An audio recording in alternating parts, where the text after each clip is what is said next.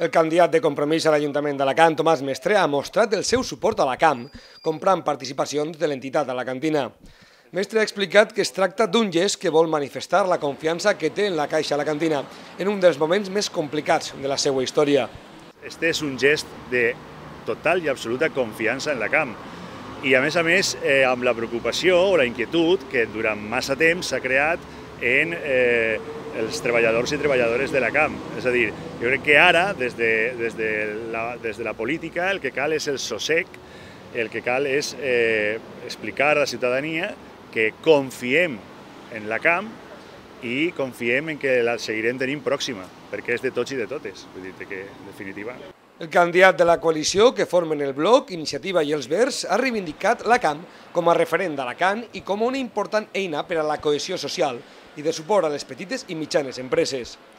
El candidat nacionalista ha recordat que des de Compromís s'aposta per una CAM pública al servei dels alacantins i les alacantines que deixa de banda les seues polítiques especulatives, on l'han portada a la gestió dels actuals dirigents de la mà dels partits majoritaris, com són el Partit Popular i els socialistes. Però també ha dit que este no és moment de retrets, sinó de mostrar la confiança en una entitat que té futur i que és fonamental per a Alacant. Per la seva banda, el candidat autonòmic Ignasi Bellido ha explicat que des de Compromís s'ha recolzat sempre a la CAM. La CAM tiene futuro y ese futuro pasa porque sea una banca pública, porque se acoja a las ayudas del FROB que necesite, pero por garantizarnos que va a continuar estando ligada a nuestro tejido productivo, a nuestros autónomos, a las familias que necesitan crédito para comprarse una casa, para comprarse un coche. Necesitamos continuar con una caja alicantina próxima y que nos dé servicio.